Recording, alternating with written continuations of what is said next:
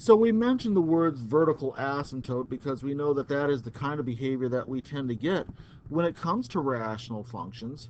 So let's be fairly precise about what we mean when we talk about vertical asymptotes, because there is a difference between having one and just having a point of discontinuity. So let's be very careful in the way that we state it. If we have two functions that we're dividing, so we have a rational function, h of x is f of x over g of x. And both f and g are continuous functions on some open interval containing that value c. With rational functions, of course, functions are defined everywhere except at wherever the denominator is 0. But if the numerator is not 0 at that point, but the denominator is equal to 0, there will exist an open interval containing that value where the denominator is 0, such that the function the denominator is not 0. I know that sounds a little weird, but let's talk about that. And therefore, we'll have a vertical asymptote. In short, what this particular definition is telling us, though, is that what's going to happen is that everywhere around x equals c, if the function's defined, and the only place where it's not defined is at the point that makes the denominator equal to 0, we know we should find a vertical asymptote. So right here, we look at this case. The denominator is equal to 0 at 2x minus 3. Right? And we know that that means that at the point x equals 3 halves, we have a function that has g of x is equal to 0, but f of x is not, right? So if we call this numerator f, and we call this denominator g,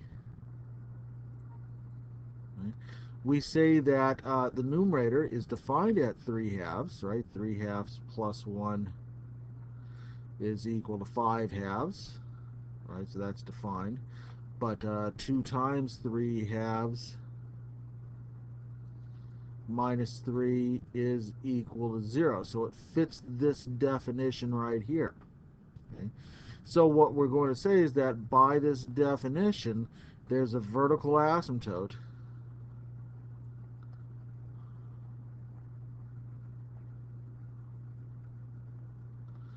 at x equals 3 halves. Now, right now, I'm not even really discussing the idea of the behavior near that vertical asymptote. As we checked it out before, we could take our limit as x approaches 3 halves from the left and right and check out the behavior, but we're just interested in looking at the general behavior. So where do we find those vertical asymptotes? In this case, x equals 3 halves.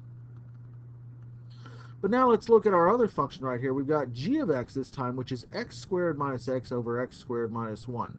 So before you go trying to find vertical asymptotes, the first thing you should always do is start with factoring. So let's rewrite g of x. And we'll note that in the numerator, we can factor directly. X squared minus x has a GCF, a greatest common factor of x, leaving us with x minus 1. And we'll note that the denominator is a difference between two squares, and we can factor it as x plus 1 times x minus 1. And once we're in this factored form, we might note two things. First of all, we have two places where the denominator would be equal to 0 that we should worry about right here. Two places of discontinuity. One at x equals negative 1, and one at x equals positive 1. So our question here is, well, do we get vertical asymptotes at both of those points? Well, let's check out what happens at negative 1. If we go into negative 1, at x equals negative 1, making the substitution into the function, we're going to get negative 1 times negative 1 minus 1 in the numerator. In the denominator, we're going to get negative 1 plus 1 times negative 1 minus 1 which means that we're going to get positive 2 over 0 in the denominator. This is a place where we have a vertical asymptote because the numerator is defined, but the denominator is not defined at that point, x equals negative 1. So there will be a vertical asymptote, and I'm going to abbreviate VA at x equals negative 1. What happens at x equals positive 1?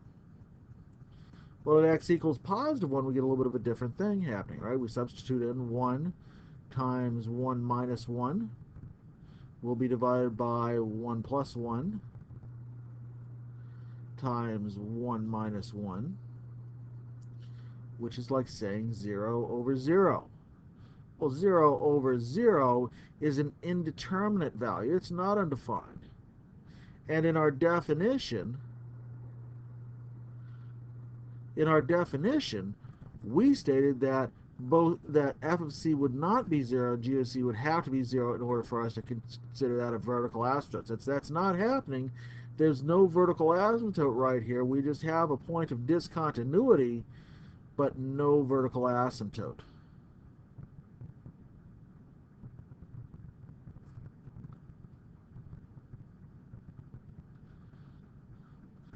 All right, so this is the way that we look at these functions when we're trying to find vertical asymptotes.